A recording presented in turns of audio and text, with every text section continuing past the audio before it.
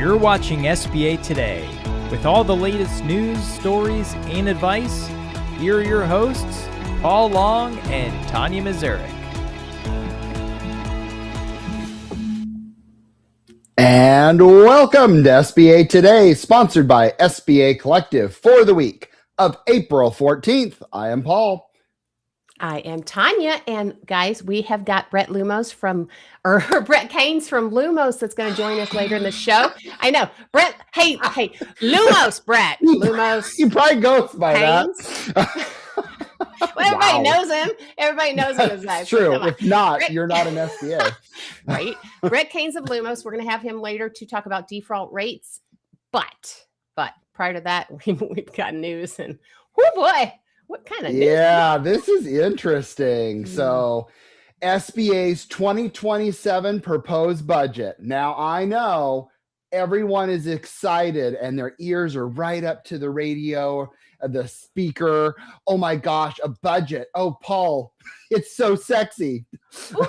But wait until you hear what they're proposing. Keep in mind that this has not passed. All right, here we go.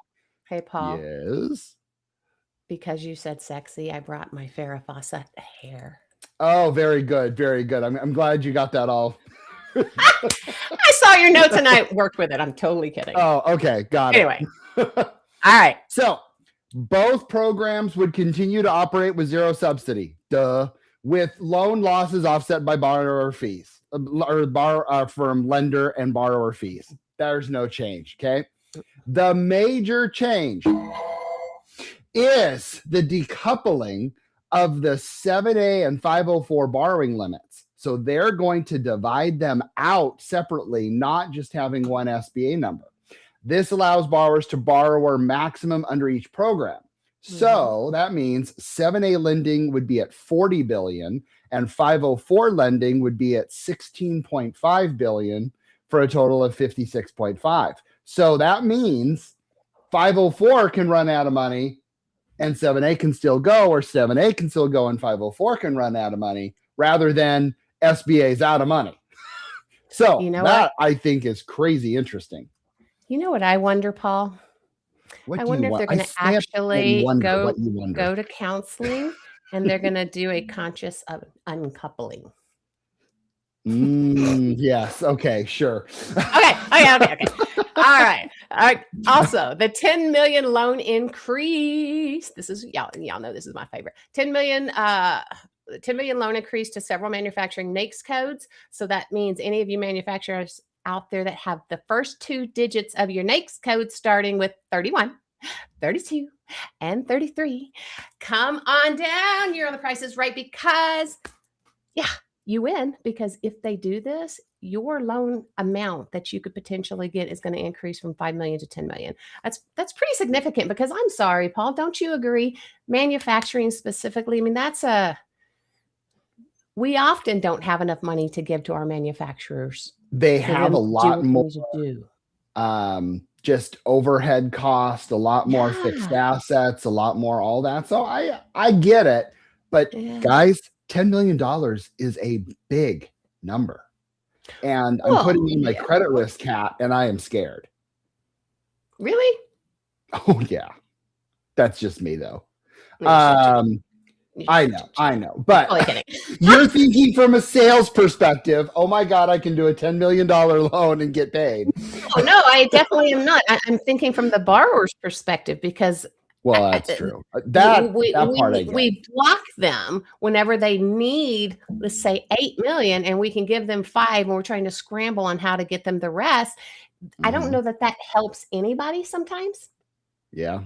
That can put them in a worse position than giving them what they need. Just saying. Sure. Keep going. All right. Oh, it's you. Me? No, it isn't. Okay. So then there's people. So the proposal also reduces SBA salaries and expenses. They're citing workforce optimization and contract reductions. So they're moving from 3,771 to 3,690. That is 81 FTE positions that, and okay, I got to say this though. I think they've done a really good job of managing with the people that they have from a lender standpoint, I think that, I think on the liquidation side, I think they could probably use a little bit more help, but that could also still be from the previous shutdown. But in general, though, I do feel like they're maximizing what they have. And yeah. Okay. Well, and do you remember when we were concerned when they were kind of backing off prior of how that was going to go down for all of us? So yeah. I mean, sometimes we got to think positive, right? All right. The That's true. heartbreaker, the biggest SBA cut is to entrepreneurial development programs. These programs would drop from 330 million, to 21.4 million. Oh, wow. Right? I mean, when I read that first, I was like, is this backwards? Because that's a cut of 309 million. I'm like, that's a ton of money. And I think, and let's go over these programs. These programs is, I think, what's scary. The number one, SCORE. Okay. And then we've got the small business development centers, the SBDCs out there. Women's business centers. Ouch. Microloan technical assistance programs. Program for investment of micro entrepreneurship technical assistance, also known as PRIME, and also known as, I'd never heard of it. I was like, I did the same thing. State trade expansion program. Growth accelerators. Regional innovation clusters. Federal and state technology partnership program. Also, no idea. Hub zone. We all know this. Hub zone program. Yeah. Administrative funding eliminated. Yep. Native American outreach program. Entrepreneurship education. Cybersecurity pilot programs for small business. And National Women's Business Council. Holy moly. That's a hell of a list. Now, one thing, because we all know on this call, SCORE and the SBDC and hub zones, and I'll admit, I don't know the rest of them. Mm-hmm. However, they do get a lot of their funding, though, yes, from the federal government, but they also get a lot, not from the federal government, but from the SBA. And then they're also get a lot from the colleges that they partner with. Right. So, I don't know what the breakdown is. Haven't colleges also had, like, over the course of some cuts and funding and stuff? Probably. Too? And it really does concern me, because especially our friends at, WBC, SBDC, and SCORE, they do a lot. So that is slightly concerning. Actually, it's very concerning. Slightly. So, slightly. As like slightly. Anyway. Right. Well, guys, there's that. I want to, and we want to bring on the star of today's show. I'm going to say Brett Lumos, but I'm just totally kidding. Brett Haynes. I had to do it again because I so screwed it up in the beginning, Brett. Come on. Hey, that's going to get everybody remembering your name, though. That's how this works, right? I've been called worse, sure. Thanks for having me on. It's really good to be here. Well, not a problem. We've had you on before, and we always love your information. You put out some of the best, I guess, breakdowns of data out there for us. And we saw yours that you posted on your page last week. And we were like, Brett, come on and explain this to us, and let's talk about it. So, we're going to give you the floor there for a sec. Yeah. So I think, you guys know, folks listening know, we look a lot at historical data, and we use that primarily for our business of predictive risk scoring, but really drilling into that historical performance and identifying correlations with macro and microeconomic trends is kind of what leads to all of that other work. So I think the table you're referencing posted on LinkedIn, and it's looking at default rates from different vintage years of origination. And I'm not sure if folks can see that table on the screen or not. Yeah, let's go ahead and bring that up, Madison. Oh, Yeah, there we go. Oh, don't There be we putting me up there. This is all about Brett. Anyway. So just to kind of get our bearings on what this table is showing, across the top, each of those is the performance year. So if you go over to the right side, you'll see the 2026 performance year. Now, granted, this is only 1 quarter's worth of data for 2026. So it's beautiful. thank you. The numbers aren't beautiful. But and then on either side, on the left or right, you can see the cohort year. So that's the year the loan was originated. So just going across the top, loans originated in fiscal 2016. How did they perform in 2026?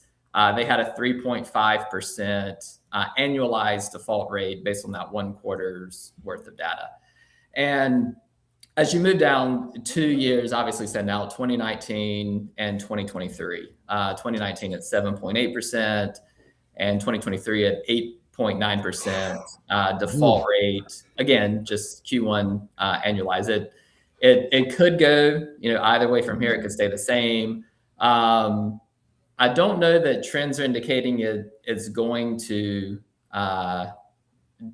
decrease much from that. I think either staying roughly that or maybe ticking up seems to be more likely.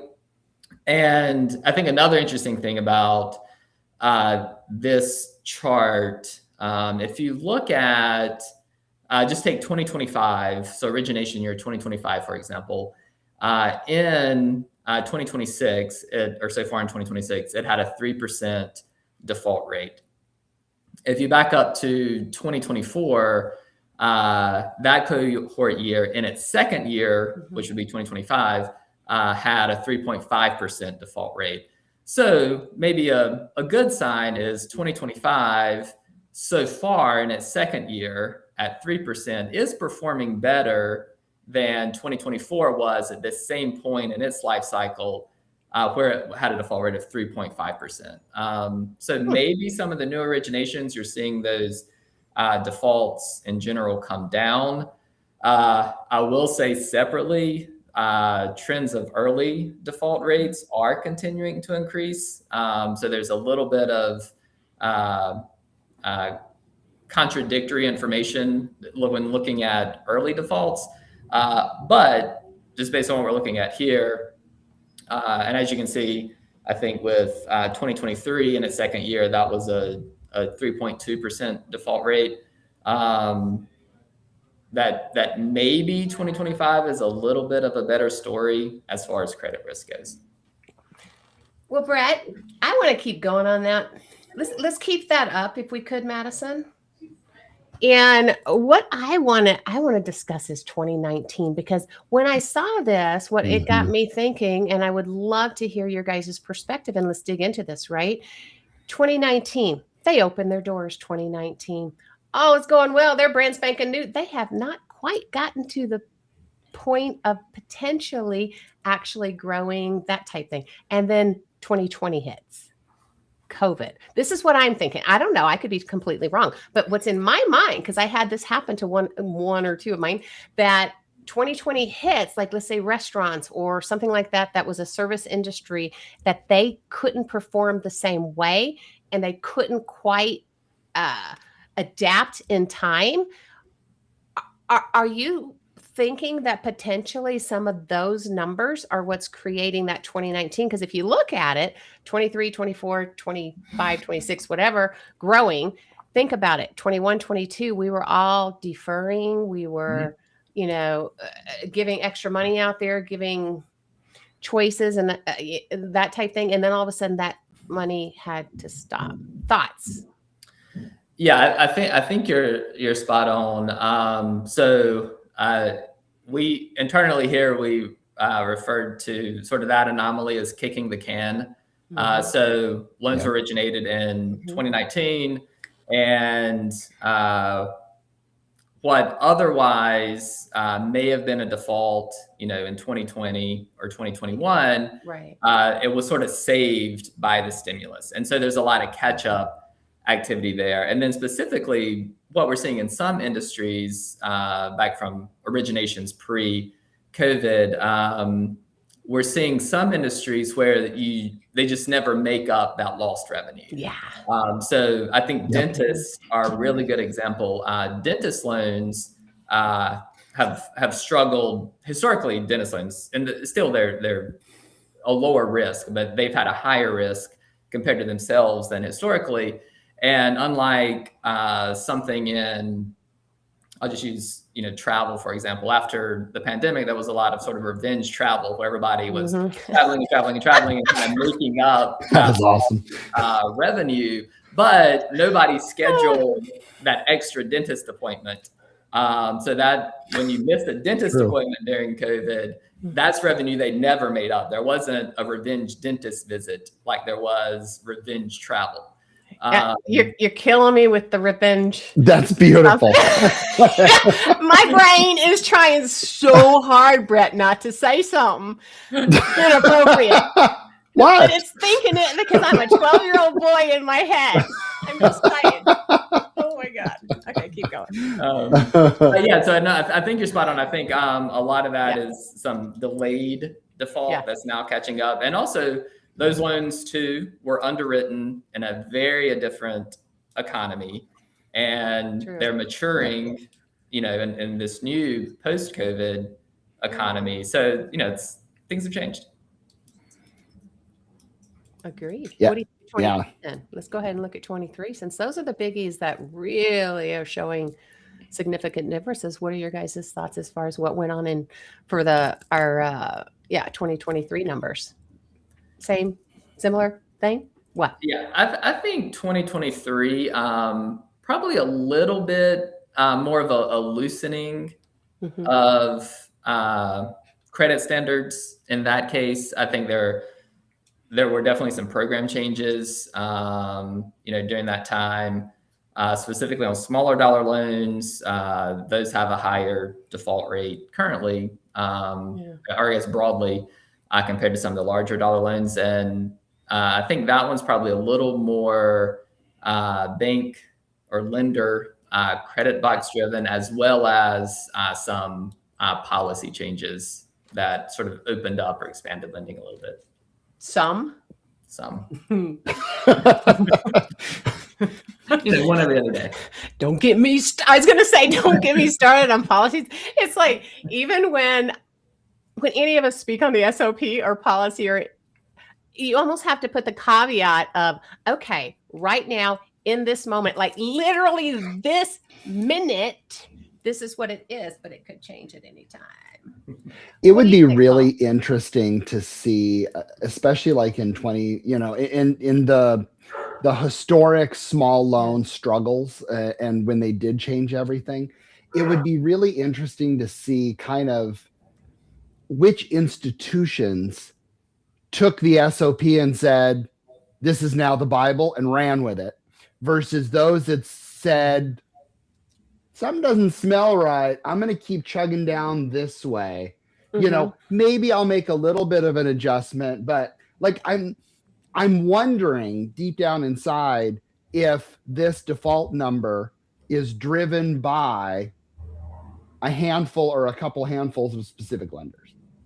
Ooh, Brett. Now, I think he's asking you to do that. Yeah, but again, I know Brett probably can't publicize that because that's called political damage. But I've always wondered that on those, because I don't know. Paul, I bet he already knows. I bet he already knows. So without even mentioning names, I don't want to throw the dude under the bus. For you, Paul, I think credit unions remained very prudent. Yeah. I wasn't looking for that. No, but I really was thinking though. Yeah. Did larger lenders take more risk during that time? Did medium size? It's fintech. More of that. How much did fintech play? I don't know. There's so many ways to skin that. And I just don't know if that data is available. Yeah, well, lender-specific performance is available for sure.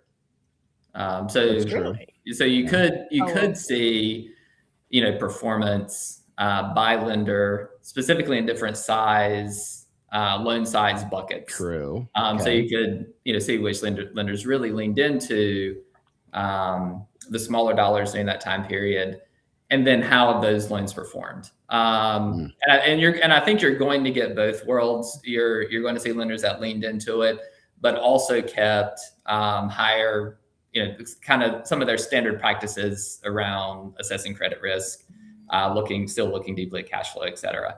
Then you're going to have some that potentially went the other way. They're both in there. I think people reacted differently to the program changes for sure. Yeah. Interesting. Interesting. Well, cool. Well, Brett, thank you so much for being on and sharing this. And most importantly, thanks for all the little graphs that you do.